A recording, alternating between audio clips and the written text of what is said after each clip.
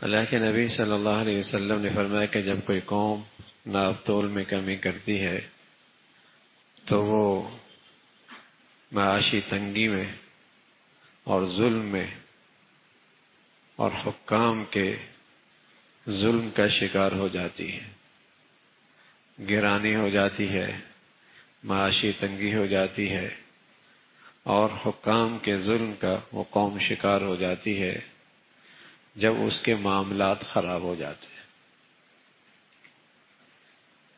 کسب حلال، مال، بلکہ دو چیزیں دنیا میں ایسی ہیں کہ جس سے دنیا کی رونق ہے، جس سے دنیا کی بقا ہے، جن دو چیزوں سے دنیا کی ترقی ہے، ایک مال ہے اور دوسری عورت ہے۔ گھر سے لے کر عالم تک دنیا کی ترقی، دنیا کی رونق مال سے ہے، عورت سے ہے۔ لیکن یہی دو چیزیں جب اپنے مقام سے ہٹیں گی تو فساد بھی انہی سے ہے، فتنے بھی اسی سے ہیں، جھگڑے بھی اسی سے ہیں، لڑائیاں بھی اسی سے ہیں، نفرتیں بھی اسی سے ہیں۔ جب ان دونوں چیزوں کا استعمال ٹھیک ہوگا تو رونق ہوگی زندگی کی، ترقی ہوگی۔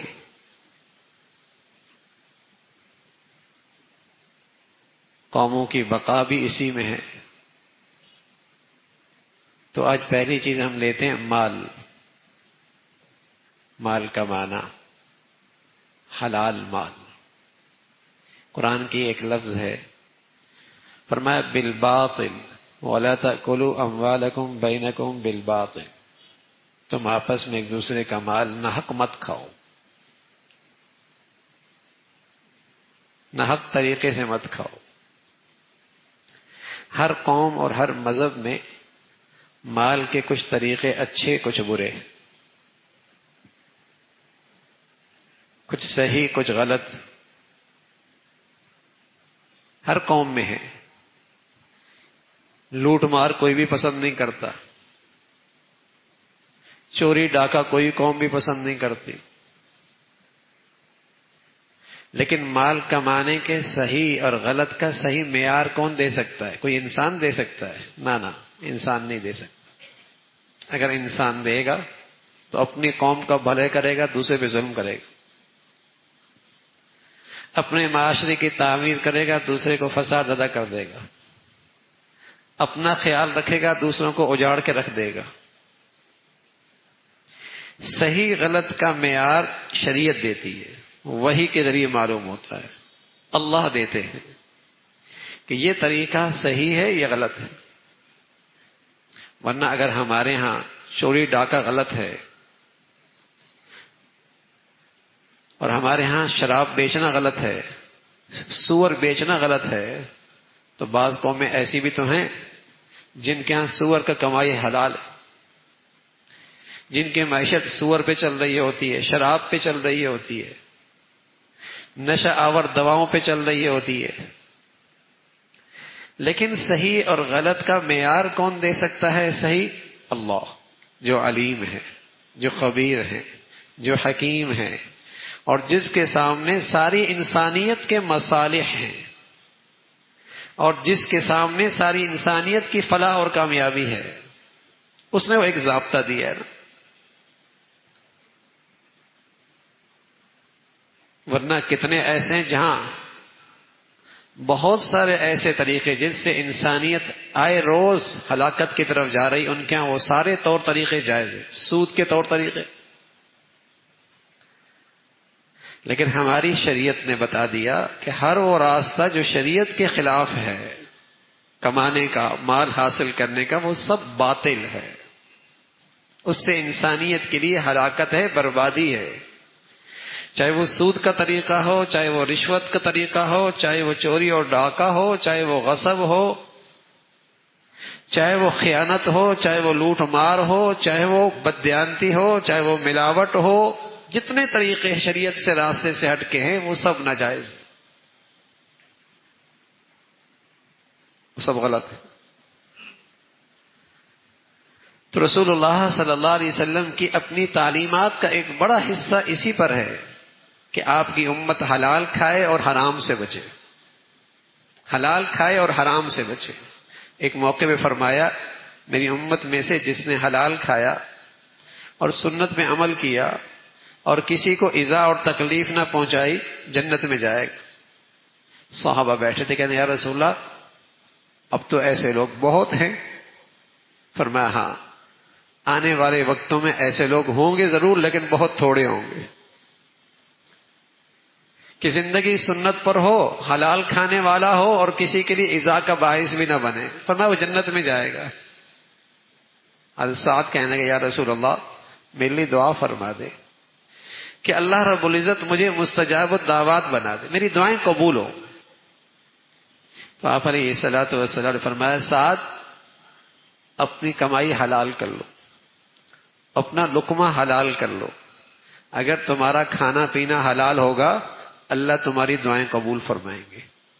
فرمایا قسم اس ذات کی جس کے قبضے میں میری جان ہے، جب آدمی ایک لقمہ پیٹ میں حرام کا لے لیتا ہے تو 40 دن تک اس کے نیکی قبول نہیں ہوتی۔ اور فرمایا جس جسم کے گوشت کی پرورش حرام کی ہوئی ہے اس کا پھر ٹھکانہ تو جہنم ہے، اس کا ٹھکانہ پھر جہنم ہے۔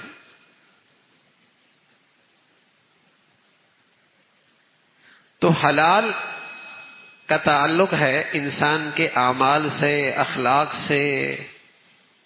حلال لقمہ گھر میں آئے، حلال کھائے تو اعمال اچھے نکلتے ہیں، اخلاق سنورتے ہیں۔ اس لیے اللہ نے پیغمبروں سے کہا ہے کلوا من طیبات واعملوا صالحا، حلال کھاؤ اور اچھے عمل کرو، اس لیے کہ حلال کا اچھے اخلاق سے، اچھے اعمال سے گہرا تعلق ہے۔ اور جہاں آمدنیاں حرام ہو جاتی ہیں وہاں اخلاق ٹھیک نہیں رہتے، وہاں نیکیوں کی طرف طبیعت نہیں چلتی، وہاں برائیوں کی طرف طبیعت چلتی ہے، وہاں بروں سے مناسبت ہو جاتی ہے، برائی سے مناسبت ہو جاتی ہے۔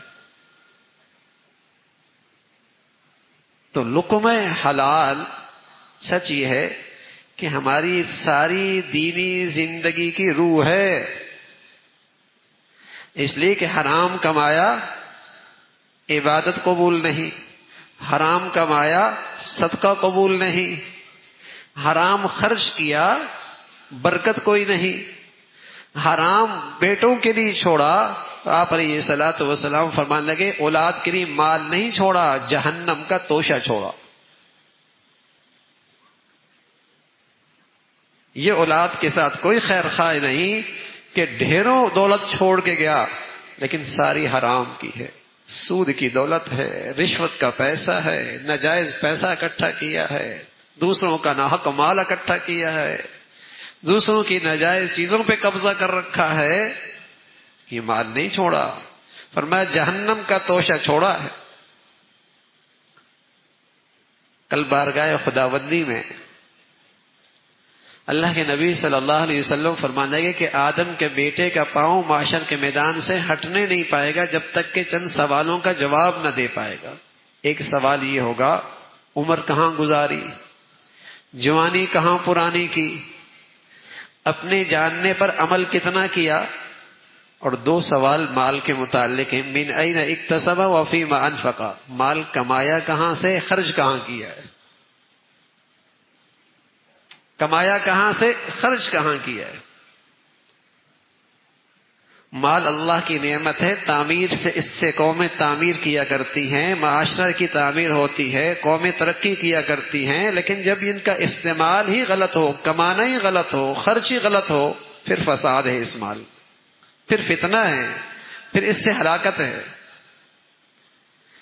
مال کمایا کہاں سے، آیا وہ ذرائع حلال کے ہیں، جائز ہیں، اور اتنا بھی نہیں، پھر جب خرچ کرنے پہ آیا تو اسراف تو نہیں، نام و نمود تو نہیں، رسم و رواج کو زندہ تو نہیں کر رہا، اس کے مال سے گناہوں کو تو توانائی میں نہیں مل رہی، معاشرے کے اندر تیری بدولت سے بے حیائی تو نہیں پھیل رہی۔ تو آمدنی کے ذرائع بھی ٹھیک ہوں، اب تو کوئی آدمی ناچ گانے سے پیسہ کما رہا ہے، وہ کہہ رہا ہے میں بھی مزدوری کر رہا ہوں بھائی. کوئی آدمی بے حیائی فحاشی پھیلا رہا ہے، اس سے پیسہ اکٹھا کر رہا ہے، وہ کہتا ہے بھائی میرا روزگار ہی یہی ہے، میری محنت ہی اسی میں لگ رہی ہے. پھر تو کوئی چوروں کا سردار ہو اور وہ اپنے چوروں کی ایک جماعت بنا لے اور انہیں کہے میاں تم مزدوری کرو، کون کتنی چوری کر کے لے کے آئے گا، ماہانہ اس کو اتنا ملے گا. تو پھر تو چور بھی حق بجانے میں کہہ سکتے ہیں ہم نے بھی بڑی محنت کی ہے، بڑی مزدوری کی، جان کو خطرے میں ڈال کر مال کمایا ہے. وہ بھی حق بجانے میں نا کہ ہم نے بھی جان کو خطرے میں ڈال کر محنت کی ہے اور اپنے سردار کی لیے مزدوری کر کے لائیں، ہمیں اس میں سے معاوضہ ملتا ہے. تو اب سود خور بھی کہہ رہا ہے میں محنت کر رہا ہوں، ہاں، اور گانا بجانے والا بھی کہہ رہا ہے میں مزدوری کر رہا ہوں، اور ثقافت کے نام پہ بے حیائی پھیلانے والا بھی کہہ رہا ہے میری بھی کمائی حلال کی ہے، مزدوری میں بھی کر رہا ہوں. تو پھر میں نے کہا چور ڈاکو بھی وہ بھی حلال. پھر تو شراب بیچنے والا، سور بیچنے والا کل وہ بھی کہے گا میں بھی حلال، میری بھی محنت مزدوری ہے. تو شریعت نے بتائے ہیں کہ کن چیزوں سے آپ کون سے طریقے حلال کے ہیں، کون سے حرام کے ہیں، کس سے آمدنی حلال ہوتی ہے، اور یہ ہماری دینی زندگی کی بنیاد ہے. آج مال کا استعمال غلط ہو گیا، دولت کا کمانا غلط ہو گیا، دولت کی آمدنی غلط ہو گئی، دولت جسے کہیں کہ کمائی غلط ہو گئی، پھر اس کا خرچ غلط ہو گیا، تو مال فتنہ بن گیا. مال فتنہ بن گیا. جتنی نفرتیں ہیں، جتنے جھگڑے ہیں، جتنی لڑائیاں ہیں، جتنے فساد ہیں، آپ کو نظر آئے گا عورت نے اپنا مقام چھوڑ دیا، دولت کا استعمال غلط ہو گیا. کہاں یہ دونوں چیزیں اللہ کی نعمت تھیں جس سے رونق تھی زندگی کی، جس سے معاشرے کی تعمیر اور ترقی تھی، کہاں آج یہ دونوں چیزیں فتنہ بن گئی ہیں. ان کے اندر تصرف کرنے میں اور ان کو استعمال کرنے میں آج شریعت کو نظر انداز کیا جاتا ہے. بس اوقات معلوم ہی نہیں کیا جاتا کہ میرے کاروبار میں کوئی چیز حرام تو نہیں ہے، میری آمدنی کا ذریعہ کہیں ایسا تو نہیں کہ اس میں کوئی حرام آ رہا ہے. لیکن یہ اہم سوال ہے، اس لیے کہ اس پر پوری دینی زندگی کی عمارت اس پہ کھڑی ہونی ہے. حلال ہے تو عمارت کھڑی ہوگی، ورنہ سارے اعمال صرف ڈھانچے ہوں گے، اس کے اندر قبولیت کی روح نہیں ہوگی. اس لیے کہ اللہ حرام کی زندگی سے عمل قبول نہیں کرتا، حرام صدقے سے صدقہ قبول نہیں کرتا، حرام مال میں برکت نہیں ہوتی. تو لقمہ حلال، تو رسول اللہ صلی اللہ علیہ وسلم فرمانے لگے کہ جب لوگوں کے معاملات خراب ہو جائیں گے اور دوسروں کے حق میں کوتاہی کریں گے، دینے میں، ناپنے میں، تولنے میں، حق کے ادا کرنے میں جب کمی کرنے لگ جائیں گے، تو اللہ اس دنیا میں ایک عذاب یہ دے گا کہ ان کے اندر گرانی ہو جائے گی، ان کی معاشی تنگی آ جائے گی، اور ان پر اللہ ان پہ حکام کا ظلم مسلط ہو جائے گا. دنیا میں اللہ رب العزت کی ایک سنت ہے کہ جب آدمی ظالم بنتا ہے تو اللہ اسے سزا دیتا ہے کسی دوسری ظالم کے واسطے سے. جب بندہ ظالم بنتا ہے اور اللہ کے حق میں کوتاہی کرتا ہے اور اللہ کے احکامات میں ناانصافی کرتا ہے اور اللہ کا حکم توڑتا ہے، تو اللہ اسے سزا دیتا ہے دوسرے ظالم کے واسطے سے. وَكَذَلِكَ نُوَلِّي بَعْضَ الظَّالِمِينَ بَعْضًا بِمَا كَانُوا يَكْسِبُونَ. ہم ظالموں پہ ظالم مسلط کیا کرتے. تو اگر آج کے بننے والے قوانین ظالمانہ ہیں اور ناانصافی پر مبنی ہیں، تو بس اوقات میری بازاروں میں، میری مارکیٹوں میں، میری تجارت کے مراکز میں بھی ناانصافی ہو رہی ہوتی ہے، ملاوٹ بھی ہو رہی ہوتی ہے، بددیانتی بھی ہو رہی ہوتی ہے، خیانت بھی ہو رہی ہوتی ہے، جھوٹ بھی ہو رہا ہوتا ہے، اور دوسروں کا حق دبایا بھی جا رہا ہوتا ہے. اس کی پھر سزا آتی ہے، اس کا پھر نقصان پورا معاشرہ بھگتتا ہے.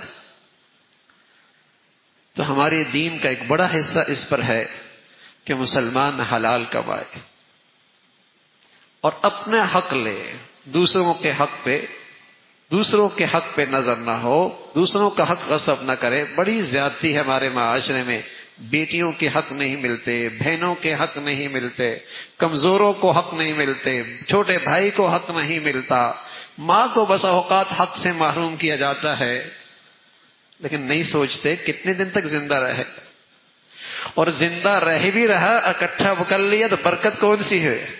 سکون کہاں ملے گا؟ آرام کہاں سے ملے گا اس دولت سے؟ یہ تو گھر میں انگارے ہیں آگ کے۔ تو لقمہ حلال ہو اور اس کی فکر ہو کہ ہماری آمدنی میں کوئی ایسی چیز جس میں دوسروں کا حق ہے، ہماری آمدنی اس سے محفوظ ہو۔ اللہ رب العزت حلال نصیب فرمائے اور برکت والا عطا فرما دے، اسی پہ زندگی اور خاتمہ اللہ عطا فرمائے۔ اللہم لک الحمد کلو ولک الشکر کلو۔